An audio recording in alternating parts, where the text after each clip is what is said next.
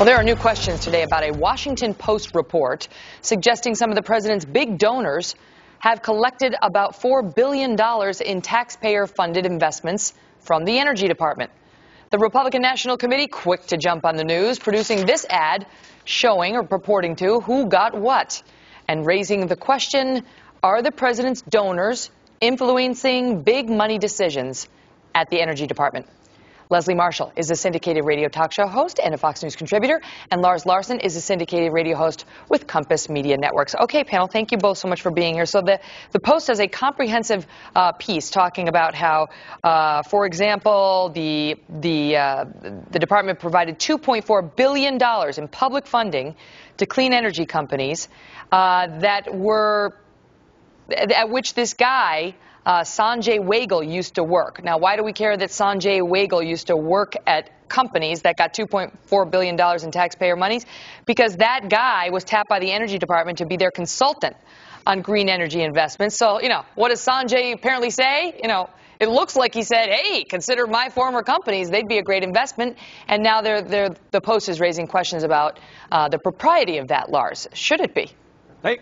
The whole thing, they should, absolutely. The whole thing sounds like dirty dealing at the White House to get the clean energy that's turning out not to be all that clean. Bad investments like Solyndra that go bankrupt and take down $500 million of the taxpayers' money. This sounds like the Obama administration to a T, the one that came into office saying, we're going to be transparent, we're going to show you everything. And what really kills me is the deafening silence from folks like Leslie Marshall, hi Leslie, about, remember the whole crowd that was complaining about Dick Cheney and Halliburton and all the supposed ties between the White House and energy. Now all of a sudden we've got a White House that's actually peddling energy to their political friends, and there's a deafening silence from all those critics on the left. The Post finds, Leslie, that $3.9 billion of federal grants and financing flowed to 21 companies backed by firms with connections to at least 5 Obama administration staffers and advisors. Almost $4 billion in federal grants to 21 companies that have firms, have connections to the Obama administration.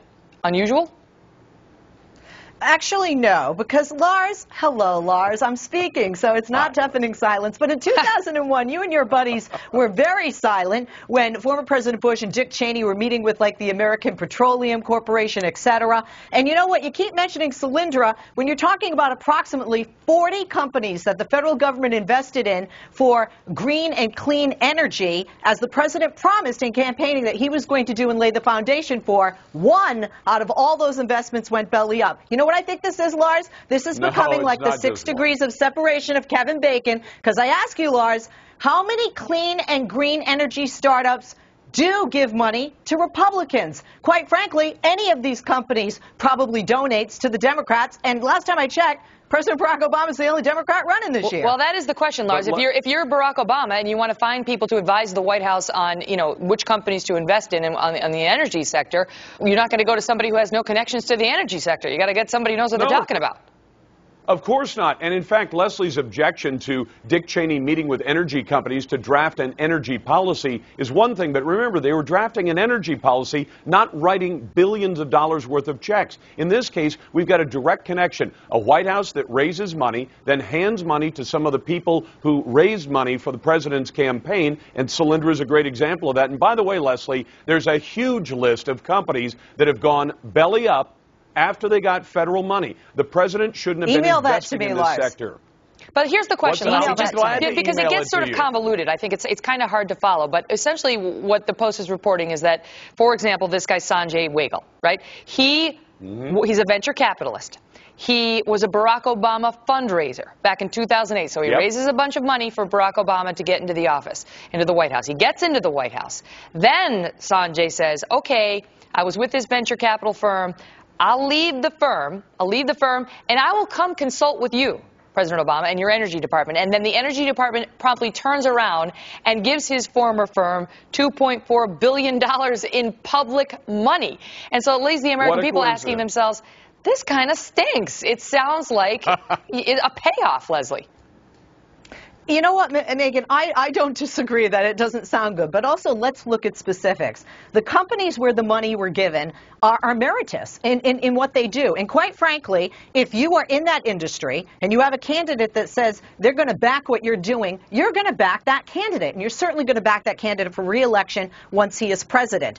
That's the bottom line. The goal here is the same. There are only so many companies doing this, and these are the companies that are doing it and doing it best. And by the way, these are companies not Solyndra, Lars, but these are companies that are creating jobs. These are companies. Tesla just opened a plant this in Fremont. Lars, how many people are going to gain employment as a result of this? Quickly, Lars, and I got to go. Megan, let me point out to Leslie, I know the Tesla case well. They were doing well. Then they got the federal money, a guarantee of $500 million. They've only spent $191 million of it. You know why? Because they canceled the second project, and because they promised a certain level of delivery to get that money.